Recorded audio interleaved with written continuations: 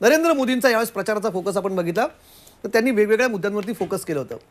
त्यांचा जिथे हिंदुत्वाचा मुद्दा आहे तिथे नरेंद्र मोदी हिंदुत्वाबद्दल बोलत होते. पोलरायझेशनबद्दल त्यांच्याबद्दल आरोप करण्यात आले. ज्यांची जास्त मुलं आहेत त्यांना दिलं जाईल किंवा अशा प्रकारची स्टेटमेंट्सबद्दल टीका केली गेली. काही ठिकाणी ते फक्त डेव्हलपमेंटबद्दल बोलत होते, काही ठिकाणी वेगळे मुद्दे म्हणजे जिथे ज्याला हवा तसा मोदी घ्या असा त्यांनी एक प्रकारे प्रचार केला होता.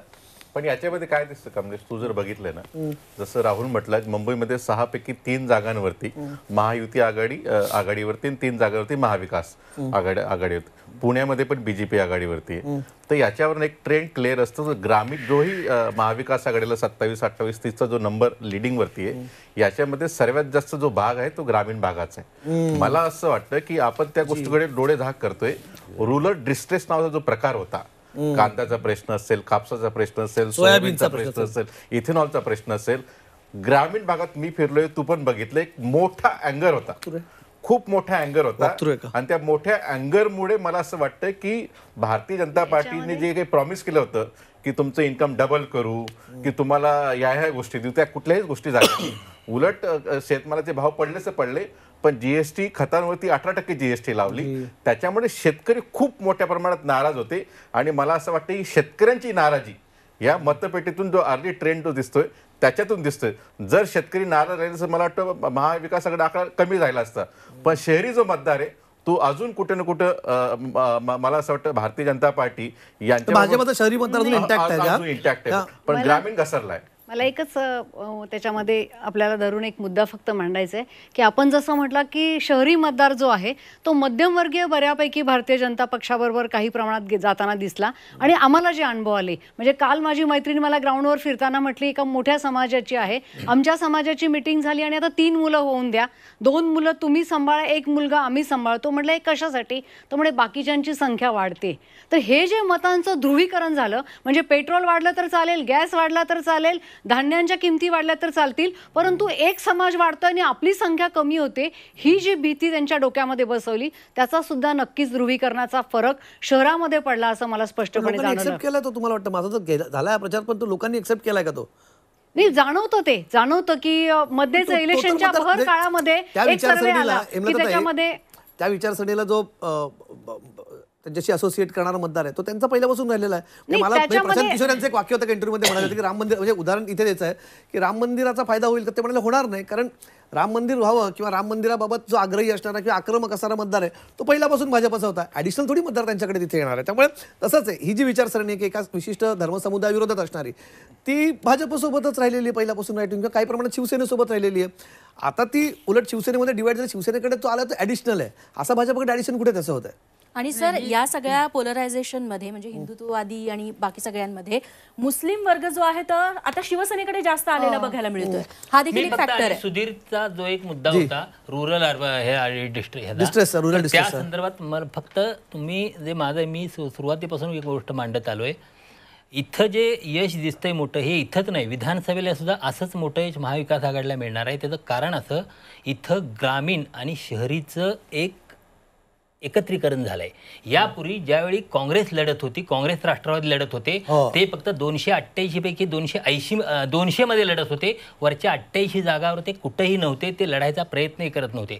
शिवसेना सोबत आल्यामुळे ही लढाई 288 मध्ये होते. Rural urban combination, Congress Rashtravadi आणि शिवसेना, हे बीजेपी आणि त्या दोन्ही शिवसेना आणि त्यांनी जरी प्रकाश आंबेडकर सोबत घेतले तरी हे कॉम्बिनेशन फार स्ट्रॉंग राहणार आहे. पण मग हेच कारण असेल ना कदाचित, म्हणजे अजित पवारांना सोबत का घेतलं तर हेच कारण. दोन्ही आघाड्यांकडे तुम्ही म्हणतात शिवसेना पूर्वी जेव्हा लढायची, भाजप शिवसेना युतीचा हाच फॉर्म्युला प्रायमरीली मानला जायचा.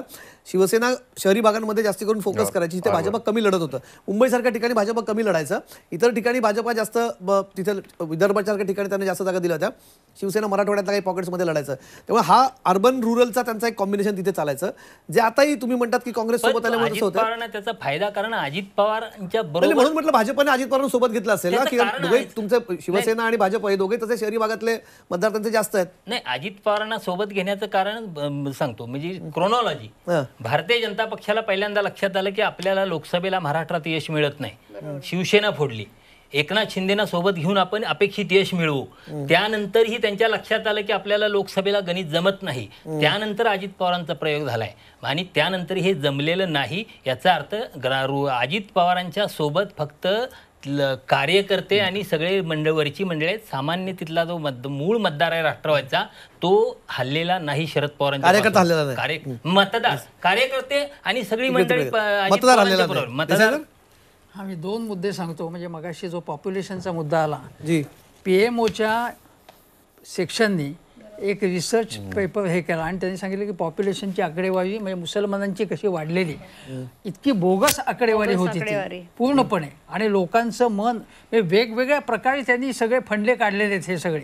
आणि एक लक्षात घ्या तुम्ही की तुम्ही म्हणता ना की शहरामधले वातावरण BJPच्या बाजूचं आहे, पण महाराष्ट्रात अर्बनायझेशन सगळ्यात जास्त झाले हे लक्षात घ्या. सगळ्या देशामध्ये अर्बनायझेशनचं प्रमाण महाराष्ट्रात जास्त आहे. आणि जिथे तो शहरी वर्ग वाढला आहे तिथे कम्युनल स्पिरिट आहे हे मोठ्या प्रमाणात. मी एक तुम्हाला उदाहरण सांगतो. अमरावती अगदी मुंबईतलं मी तुम्हाला सांगतो. मुंबईतमध्ये मी या आंबेवाल्याकडनं मला आंबे विकत घेतो, तो म्हणाले की यावेळेचं वातावरण फार वाईट आहे म्हणे, हे लोक सगळे फार माजलेत. म्हणलं कोण? म्हणजे त्याला विशिष्ट वर्ग म्हणायचा होता. म्हणलं काय पुरावा काय काय नाही, पॉप्युलेशन वाढली, काय पुरावा आहे तुझ्याकडे? मग मी त्याला सगळं समजावून सांगितलं. तो म्हणाला हे कोकणामध्ये फार मोठ्या प्रमाणात अशा प्रकारचं व्हॉट्सअप युनिव्हर्सिटी जे ज्ञान देते हे प्रचंड प्रमाणात 2040 साली भारताचा पंतप्रधान मुसलमान होणार आहे हे यावर व्हॉट्सअप युनिव्हर्सिटी सतत हॅमर करत असते. एक उदाहरण सांगतो. राहुल गांधी, मी उत्तर प्रदेशकडे येतो. एक उदाहरण होतं. राहुल गांधींचा म्हणजे काँग्रेसचा सुपडा साफ होणार आहे, राहुल गांधी पराभूत होतील आणि त्यांचं तिकीट व्हायरल केलं विमानाचं की ते जाणार आहेत म्हणून व्हॉट्सअपवरनं काय काय गोष्टी दोन्हीकडनं आजकाल म्हणजे मी अगदी तुझ्या भाजपचं जेवढं IT सेल जे एकेकाळी होतं तेवढं स्ट्रॉंग आता समोरही आहे.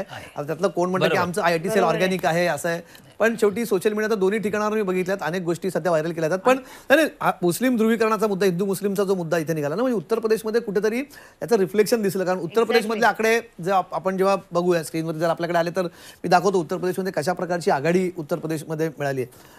अनपेक्षित यश स्वतः इंडिया आघाडीला सुद्धा असेल कदाचित, ज्या प्रकारची त्यांना ती इतकं मोठं लीड. म्हणजे काही लोकांनी वर्तवलं होतं. अभिजित ब्रह्मनाथकर माझ्यासोबत मगाशी चर्चा झाली युपीमध्ये मोठा सेटबॅक बसू शकतो. आमच्या या एक्झिट पोलमध्ये सुद्धा युपीमध्ये मेजर सेटबॅक दाखवला होता. 50 ते 55 जागा दाखवल्या, त्याच्याही पेक्षा जास्त हा सेटबॅक, पण त्याच जवळपास पुढे जाताना दिसतो. आता BJP 50 जागांच्या आसपास तिथे येताना दिसते. आणि अखिलेश यादव आणि राहुल गांधी यांच्या जोडगोळीला एक्सेप्ट केलं. गेल्या वेळेस बुवा भतीजा म्हणून ते लढले होते एकत्र, अखिलेश आणि मायावती. त्याला जेवढं यश मिळालं त्याच्यापेक्षा जास्त यश इथे मिळताना दिसतंय. याच्यामध्ये महत्त्वाचा वाटा मुस्लिम मतदारांचा असं मानलं जातं. मागच्या वेळेला काय झालं तर अखिलेश यादव आणि मायावती एकत्र आले, मॅथमॅटिकली स्ट्रॉंग होते पेपरवरती, पण केमिस्ट्री जुळली नव्हती खाली. तर ह्या वेळेला काय झालं तर केमिस्ट्री जुळली. अखिलेश यादव आणि राहुल गांधी यांची केमिस्ट्री जुळली. आणि दुसरं डिव्हिजन ऑफ वोटनी झालं यावेळेला, म्हणजे बायपोलर इलेक्शन झाले. म्हणजे एकीकडे PDA आणि दुसरीकडे NDA होतं. त्याच्यामुळे डिव्हिजन ऑफ मुस्लिम मतदारांचं अजिबात झालं नाही, यादवांचं झालं नाही. आणि जो पिछडा आणि अतिपिछडा होता त्याला जे काही प्रॉमिसेस केले गेले, जसं आपल्याकडे धनगर आरक्षण वगैरे, तर तिथल्या अतिपिछडाला त्यांना SC किंवा ST मध्ये प्रॉमिस केलेलं होतं. रुरल डिस्ट्रिक्ट हा मुद्दा युपीत होता. त्याच्यामुळे ते तिथं झालं नाही. दुसरं मायावती तिथं कॉन्टेक्स्टमध्ये दिसत नव्हती लोकांना, म्हणून दलित मतांमध्ये सुद्धा खूप मोठ्या प्रमाणात सेंधमारी झाली होती. आणि संविधान बचाव आणि आरक्षण जाईल या मुद्द्यामुळे तो दलित जो वोटर जो जनरली म्हणजे मायावती असताना गेला नव्हता 2019 मध्ये अखिलेश बरोबर, तो वोटर ह्या वेळेला गेला. म्हणून मला असं वाटतं की आकडे जे निवडणूक ही भूमिका